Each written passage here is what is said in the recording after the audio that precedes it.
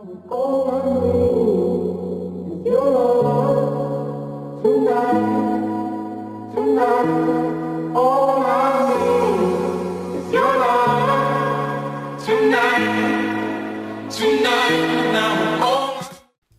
quick disclaimer, can we please not talk about my hair, my voice, or how tired I look?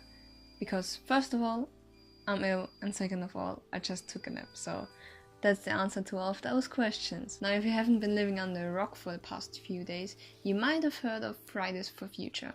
Okay, I'm just kidding, if you haven't heard it, stay with me, I'm going to explain it a little bit. So basically everything started with this girl, Greta Thunberg. I've got absolutely no clue how to pronounce her name, I hope it's not absolutely wrong. And basically she said out loud what none of the politicians wanted to hear about the climate change. And that's kind of how everything started. She started all of these protests and now they are all around the world.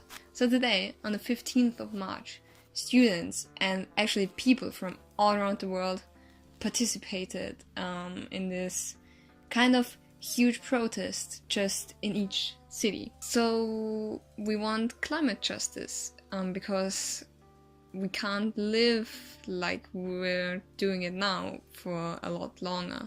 Something has to change. So basically that's why so many people go into the streets and they try to tell the politicians that we can't keep living like that. So as you might have expected, I was also at the protest today. Surprise. Actually, I've been to one, I think 4 weeks ago or something, I don't know. And there were about 150 people, I think. Well, today it was, wow, there were so many people, I can't believe it. I've got no clue how many there were.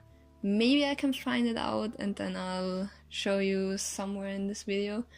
I was at a protest in Salzburg, which is a city in Austria, if you don't know. Quite famous for Mozart. So that's it. That's not important right now. And here's the thing. It's so typical for Salzburg to have bad weather. But, whew, it was just pouring. It was raining so heavily. And there were so many people, you know, it was kind of like a mixture of umbrellas and signs. So it was amazing. And I'm already ill. So I'll probably be even more ill tomorrow. Was it worth it? Absolutely, yes. Quite frankly, I also managed to not destroy my camera. Hopefully. At least now it's working. So yeah, it was quite surprising and it was amazing that so many people showed up even though it was raining so heavily.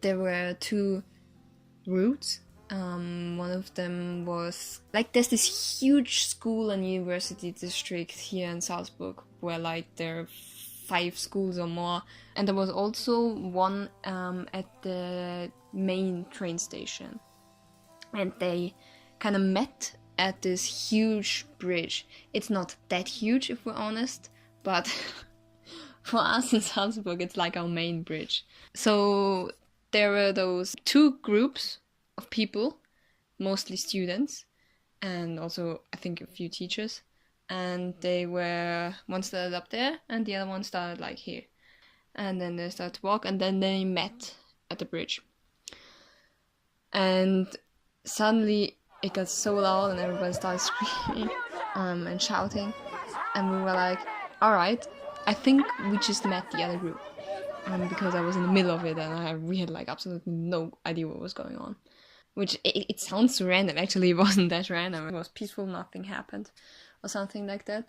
Okay, so we met at this bridge, and we crossed it, went along the riverside, and then went into the old town. And at this place there was a band, and then they started talking a little bit about everything. It was a bit overwhelming, because I did not expect to see so many people. And also, Salzburg is quite small, so for everybody who doesn't live in Salzburg, I'm just going to explain the situation a bit. It's not like a huge city like Vienna, and it's like every time you talk to somebody, there's such a high chance that they know a friend of yours, because everything is somehow so connected, and it's always like, oh, you know that person? Yeah, sure, I've known him from there.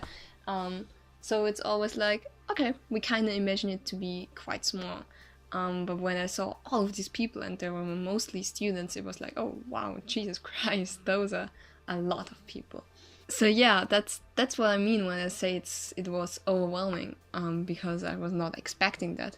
There were also so many people with great signs. I filmed a couple of them. So creative, and some of them were so ironic. One of them was like with warm beer. That climate change is even worse than warm beer. That was, I love that. There was also this discussion kind of about whether students are allowed to go there or not. And a couple schools allowed it, a couple didn't.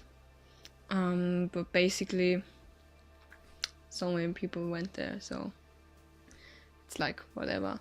And also, I'm talking about students all the time. There were like a few kids. They were so cute. They also had signs, and there were also a few grandmas. They were I mean, obviously, this topic is very serious, but if you think about all of these people coming together for a change, it's so amazing. I could keep on talking for so much longer, which is very irrelevant, probably. Oh yeah, and there were people complaining about, shouldn't you be at school, and they have to study. And well, here's the great thing: if we don't have a future, studying won't help us anymore. We can stay at school, and then we don't have a life to live, because we can't live on this planet anymore. So that's why we're doing that. You know, it's for our future. And one of the people who talked there, I think her name was Julia, the people behind her screamed, "Julie! Yeah, Julie!" And she said something along the lines of, when we'll tell our grandchildren about that, and they'll ask us, why didn't you do anything when you had the chance to do it? And I was like, oh wow, yeah, so that's why we're doing it.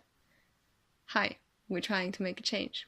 Actually, if you think about it, it's quite unbelievable that students have to go out there and protest. Like hundreds and thousands of students around the world have to protest to make a change for something that's so obviously there are facts for that, and yet there's nobody, or almost nobody, who actually changes something.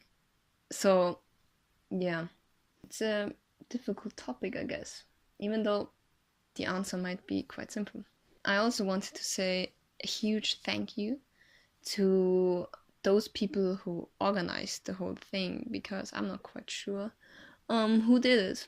I'm sorry, but just in case you're somehow watching this, thank you. Or not just one person, obviously all of the people who helped organizing this, because I didn't take a part of it. I just went with you guys and I filmed a bit, and I'm making this video. That's so yeah, that's amazing. And obviously to people from all around the world.